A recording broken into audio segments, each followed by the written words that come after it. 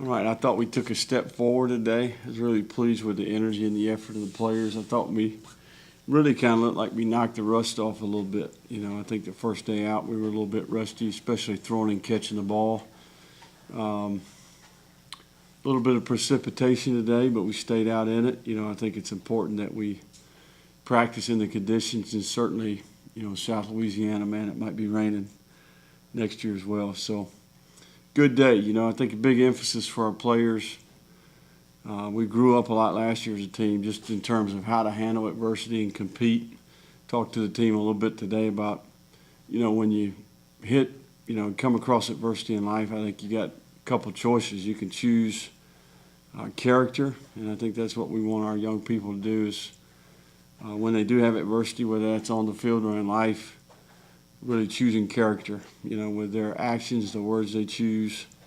I think a lot of times these days we compromise. People tend to compromise themselves and what they want to accomplish, their vision. And that's kind of something that we talked with the players a little bit about today. So, good day for the Cajuns. A little bit of an injury update. Trey Regis is going to have to get his knee scoped. A little bit of a minor issue with his knee, practice one. But we anticipate that, pretty quick recovery for that. So may actually end up getting him back at the end of spring at some point, but something we need to go ahead and get cleaned up. So with that being said, what do we got today? How important is it to really get Joe Dillon back and get him going? Yeah, Joe's a guy who gives us a little something. He's a very versatile player. Joe can play with his hand down. He can rush. He also is good in space. He's does a great job in coverage when we do drop him. But the immediate impact is just going to be a playmaking ability. He's got enough ability where he may not quite be right, but he'll make the play. Certainly on third down, he's going to be a difference maker. But Joe's getting back in the groove. Learning the system. He's done a really good job so far. Very impressed with how he worked during the off-season program. I think it's a little bit of a new lease on life for him. He's very grateful to be healthy. You think about maybe those couple weeks where he felt like his career was over and, okay, all of a sudden I got a new life here. So very pleased with Joe. Certainly he has the ability to be a leader on our football team. So him handling that opportunity the right way I think is big. And hopefully we get to watch Joe play for another 2 years around here. Seeing Michael in his second year as corner, he said that he's feeling more comfortable. Even Coach had said that as well. Mm-hmm. What are you seeing from him, and where do you kind of see him going? Yeah, I think Mike's one of the guys that has an opportunity to make the biggest jump, in my opinion. Last year was very much a learning experience. He's kind of out there learning on the fly.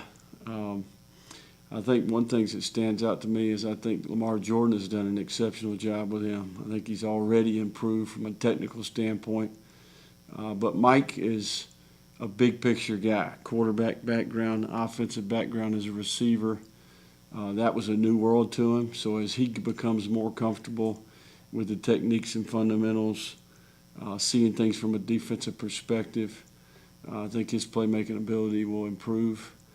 He has size, he has length, he has speed, he has ball skills, and he has instincts. So played a little bit inconsistent at times last year, and I think that's probably what he would tell you is consistency in his performance is key.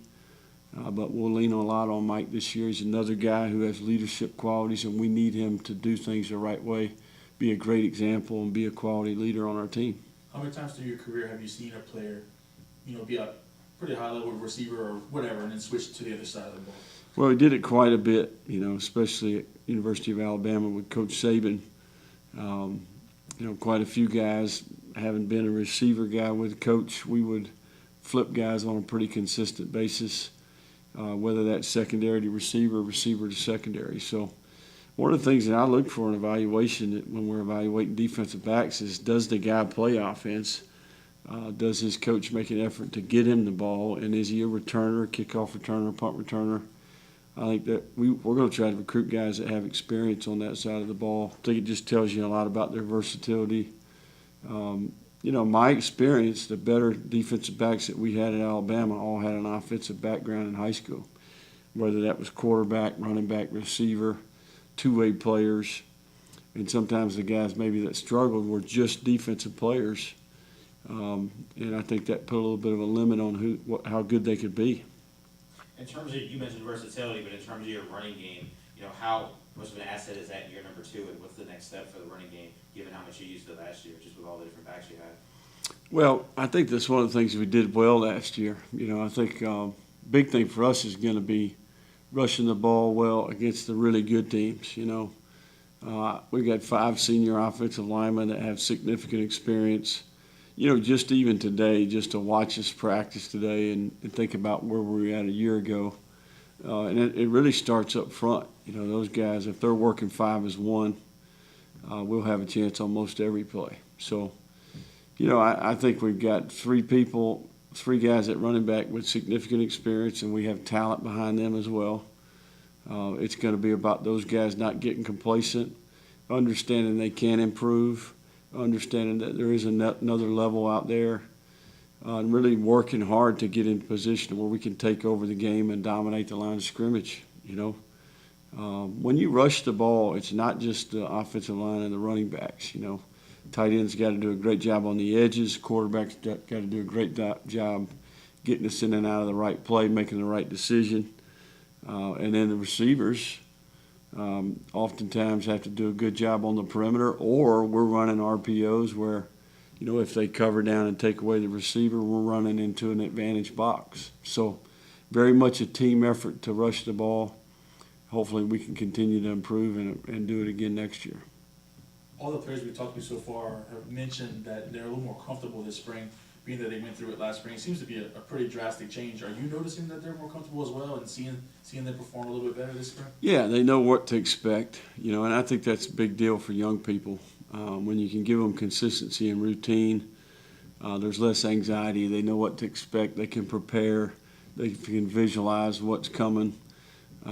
We were very fortunate this year to keep our majority of our staff intact.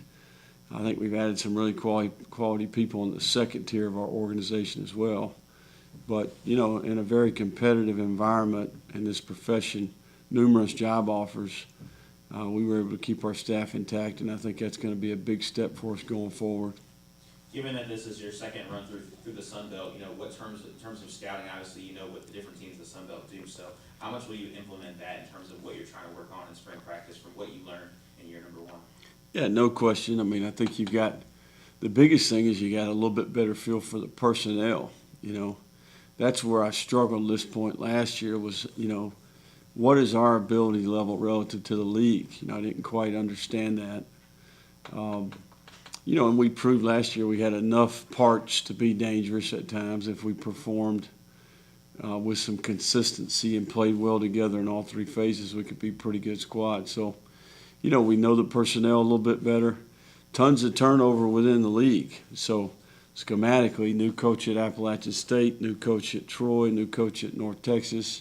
We play Georgia Southern instead of Georgia State this year. Not to mention, new out-of-conference opponents with Liberty, Ohio, Texas Southern. So, still quite a bit of turnover.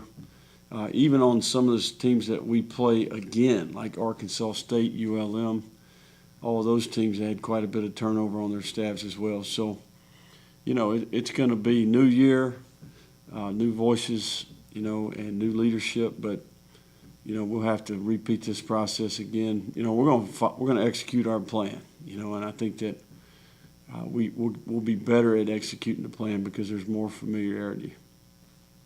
Is there an added sense of urgency with the players just in terms of an excitement given who you start the season against? Is that just what you heard them talking amongst themselves? Well, we got a lot of work to do before then. I'm worried about, watching this tape tomorrow, trying to get a little bit better, make improvement. We're going to wear pads on Saturday, but eventually we'll turn our attention to the opponent, and between now and then we got a lot of work to do is what I would say.